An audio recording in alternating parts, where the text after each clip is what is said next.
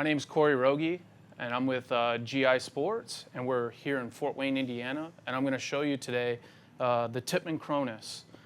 This particular model happens to be in black and tan. We're going to go ahead and do a quick unboxing. Here we have your owner's manual, your accessory pack, which contains your barrel blocking device, your front and rear sight, and also a pull-through cleaning cable for your barrel. We also have the marker itself, your barrel, and then last but not least, your vertical foregrip. I usually like to start off with the barrel. Go ahead and insert that into the barrel adapter. Go ahead and thread it down. You got your vertical foregrip. And if I'm not mistaken, yep, that's a 1/8 Allen wrench to remove that bolt. From there, you're going to take the receiving end of your foregrip, go ahead and attach it to the rail wherever you like, whatever position you like there. You're going to go ahead and snug that down. And that's how to assemble the Cronus right out of the box. Now I'll kind of go over some of the features here. It's a semi-automatic paintball marker. Okay, it can run off CO2 or compressed air. Semi-automatic, for those who don't know, it's one shot per trigger pull. Okay, there's no special modes or anything like that. It's not electronic. It's very simple. You attach your tank, pull the cocking handle back, and then you have your safety. Okay, obviously you always want to make sure that you start off with your safety in the on position whenever you air up your gun or you cock the bolt back. And then from there, whenever you're ready to go play paintball or fire, on the other end, just go ahead and push your safety in, pull the trigger, and you'll fire that shot semi-automatically. You don't have to recock the bolt back or anything like that. You can also add your front and rear sight if you like. A lot of players, it's hit or miss is whether they like to use that or not. But what we're going to do now is we're going to go ahead, we're going to jump into the marker. I'm going to take it apart, show you guys how to take it apart, show you guys how to service it, and we're going to put it all back together for you. So we're going to go ahead and start off with the barrel. Go ahead and remove your barrel. And obviously you want to make sure that you don't have any kind of air source attached to the marker whenever you're taking it apart. We're going to go ahead and remove that foregrip handle. And we'll set that off to the side. Now on the Cronus, you're going to look at your bolt handle, and the bolt handle cap, there's a little plastic rubberized cap. You're going to have to remove that. Now sometimes you can pull that right off by hand. If it's difficult, you can get underneath there and actually pry it up with like a flathead screwdriver or something along those lines. Okay. Now what I'm going to do is I'm going to flip it to the reverse side, and there's one screw that's going to be a little bit different than all the rest, and it is a Phillips head, and that Phillips head screw needs to come out first. I have my drill here today. I'm going to try and make this as quick as possible. We're going to go ahead and remove our 1/8 Allen wrench bit, and we're going to insert our Phillips head bit and get that screw removed first. Once you have that screw removed, just go ahead and set it off to the side. And then from there, what we're going to do is we're going to flip it back around. Once you have it flipped back around, I'm going to go ahead and use my 1/8 Allen head bolt or an Allen wrench driver like what I have here. It's kind of like a screwdriver. Or you could use a power tool like this. You got to be a little bit more careful with this. You can easily over torque or strip your screws, and you don't want to do that. I'm going to be using this today because I use it all the time and it makes it go pretty quick. So I'm going to start off by removing all of our screws that hold the receiver together. And I'm going to do that here real quickly.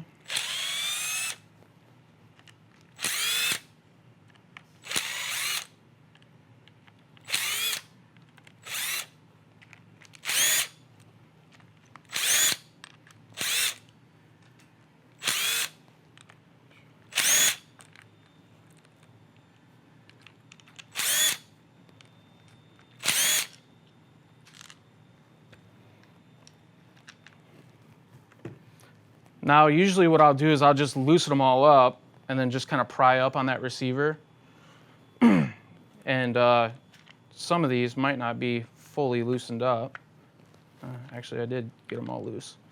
So we'll go ahead, we'll pull our receiver off. Now, I will usually leave all the screws in the left-hand side of the receiver. That way they don't get mixed up. They're not falling all over the place. They're just nice and secure in there. And the only thing that you're gonna have on this side is gonna be the safety. The safety I always keep in the receiver. That way I remember to put it back in the gun. So we'll go ahead, we'll set that off to the side here. And we'll kind of go over the inside of the gun. So you have your barrel adapter, your front bolt. This little orange rubber piece right here is your ball latch. Your linkage arm assembly, which connects the front bolt to the rear bolt. We have the power tube and the valve assembly. The valve assembly is actually inside the power tube, which is the black plastic piece that I'm pointing to. The power tube is just what houses the valve. Okay, we have our trigger spring, trigger linkage, our secondary trigger, which activates the sear, our internal gas line, tank adapter or air supply adapter. We have our drive spring and our end cap. That's fairly simple, straightforward. We can take it apart real quick.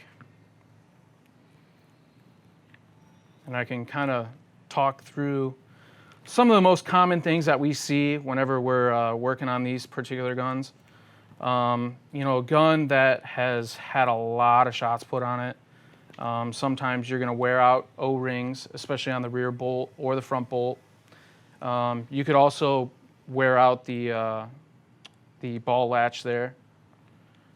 Very, very rarely do the springs ever wear out. Your main drive spring, this particular one right here, might be the only one that you ever have to replace. Most of the other springs are made out of really good material and they're going to last you a long time. We'll go ahead and remove our tank adapter here, our gas line, and then we have our pivot pin for our trigger. We have our secondary trigger, sear pin, and then also the other pivot pins for the secondary trigger. Now that's about as far as I'm ever going to take this gun apart. There really are no other reasons to take it apart this far, unless you have a valve leak, which is pretty rare in this particular marker. If you do run into that case, it's very simple to take it out. We can flip it back around and remove our two screws on the right-hand side of the receiver here.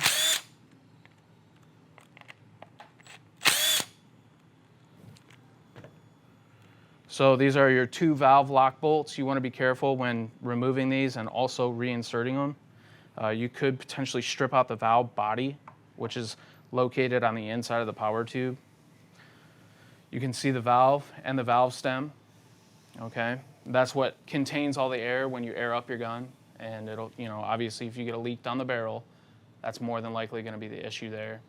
You can remove this bolt, pull your valve out, replace it with a new one, and you're back in business. So we'll go ahead, we'll put this back in. Once again, the valve lock bolts, you're going to want to make sure that they're not over torqued.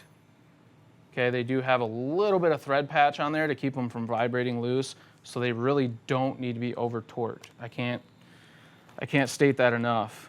So just real easy. Just snug. You don't have to go super tight on those. Gas line, not really a whole lot goes wrong there. Just go ahead and insert our gas line back into the marker. Same thing with the tank adapter. Go ahead and slide that on there. Every great once in a while, you may need to replace a gas line O-ring. Pretty rare. It's very easy to just dig it out with like a dental pick, kind of like what I have here. But once again, it's pretty rare that that ever happens. So go ahead and reinsert all your trigger pins here.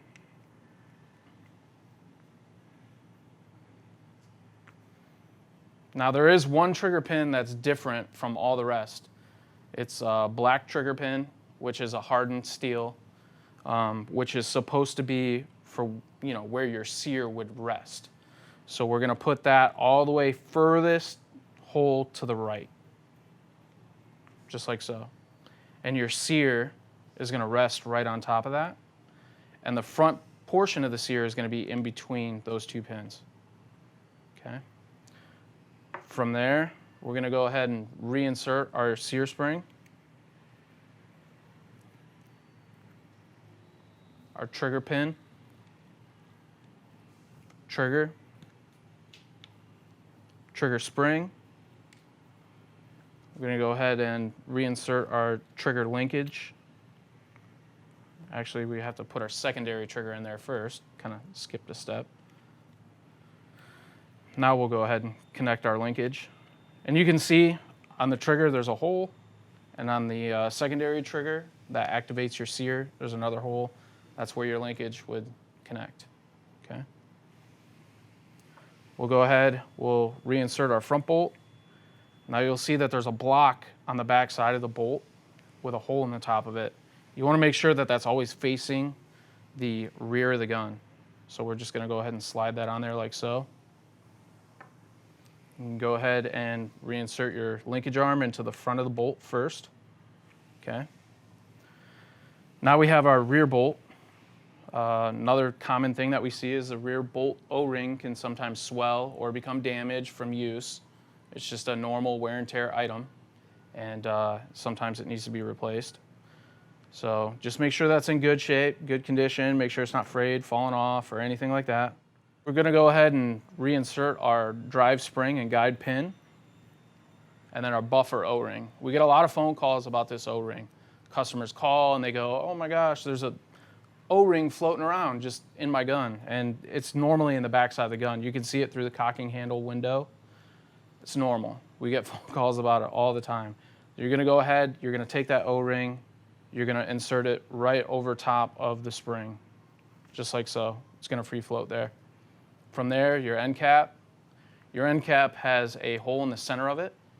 You're going to go ahead and put your end cap directly onto the drive spring and the guide pin, just like so. So you have this whole assembly just like that. And then we're going to go ahead and connect it to our linkage arm.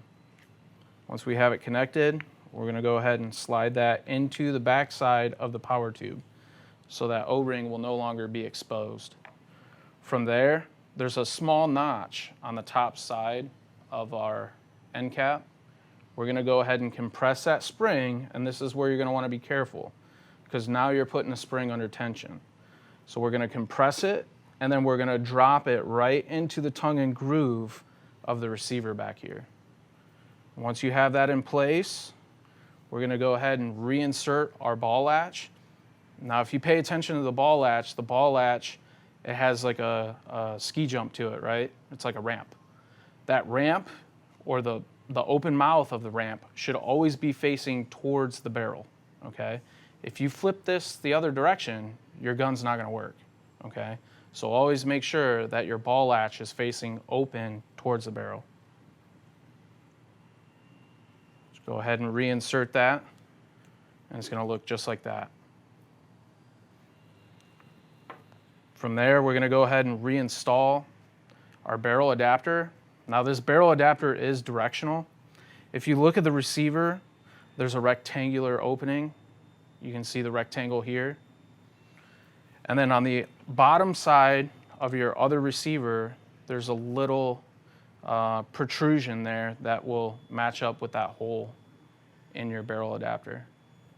So we're going to go ahead, slide that into place. It should lock into place. From there, we're going to go ahead and put our receiver back on. I'm going to go ahead and cinch down all these screws here. Once again, you don't want to really wrench down super tight on these screws. Just snug is going to be sufficient.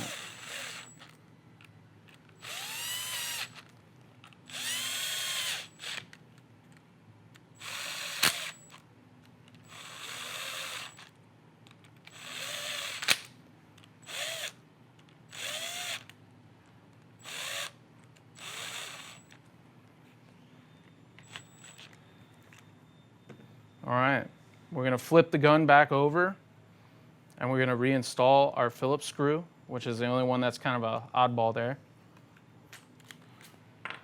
We'll go ahead and tighten that up now.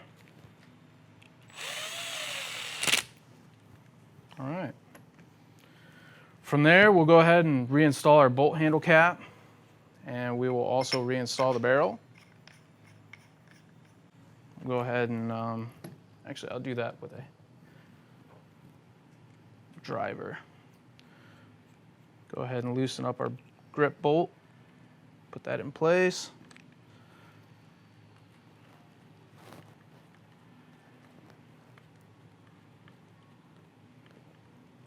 Go ahead and get that hand tight. And that's the basic disassembly and reassembly of the Cronus. If you have any further questions, you can visit us at paintballsolutions.com, or you can call us at our toll-free number.